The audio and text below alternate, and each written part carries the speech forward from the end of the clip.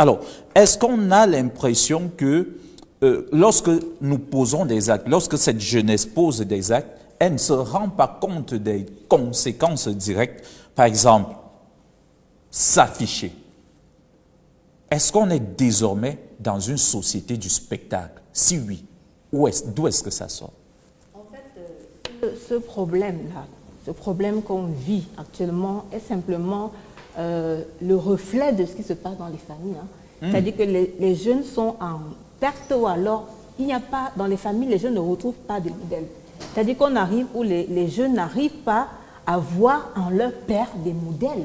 Les jeunes n'arrivent pas à trouver en leur mère des modèles et les jeunes cherchent en fait à s'identifier quelque part. Vous savez, quand vous êtes dans une famille où vous manquez d'attention, vous manquez effectivement la présence des parents, vous avez l'impression de ne pas vivre. Vous avez vraiment l'impression d'être une ombre et vous voulez en fait vous affirmer. Vous voulez vous faire voir, vous voulez montrer au monde que vous existez.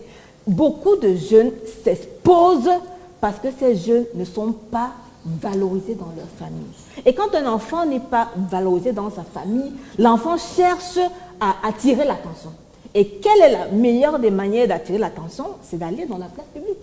Et vous allez voir, ce problème révèle vraiment la démission, on va dire des parents, mais je vais mettre un accent particulier sur la démission des pères.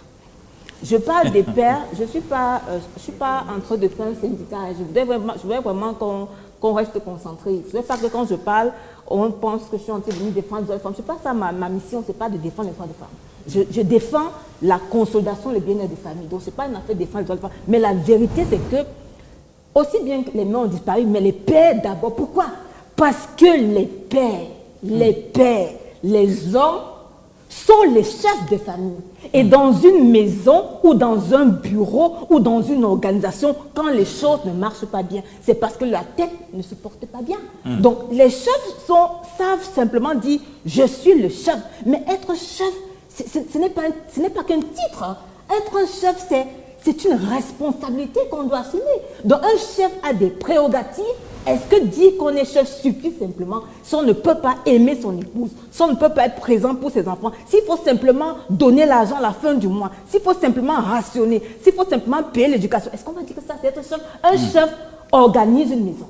Un chef dirige les membres de la maison. Un chef donne la vision. Un chef canalise. Un chef régule. Un chef qui concentre la famille quelque part.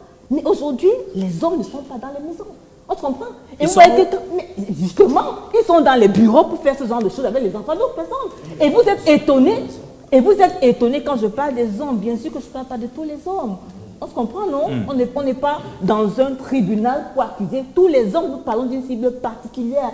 J'espère qu'il faut vraiment qu'on soit concentré. Donc, je dis donc que nous sommes dans un pays où, je vais vous dire une petite anecdote. Je passais sur un plateau de télévision et je parlais de l'importance de la soumission de la femme dans le mariage. Parce que je valorise la soumission. Je valorise la soumission simplement pourquoi? Parce que le mariage, c'est une institution divine. Et Dieu a dit à la femme, le mari est le chef de la famille, tu dois être soumise. Et donc, je respecte Dieu en tant que chrétienne. Et j'ai dit aux femmes, soyez des femmes soumises. Alors, je parlais de la soumission. Et un monsieur, après l'émission, m'appelle et me dit une chose. Madame, j'ai aimé votre émission. Comment faire pour que ma femme soit le genre de femme-là? Je lui ai dit, monsieur, c'est bien. Est-ce que vous êtes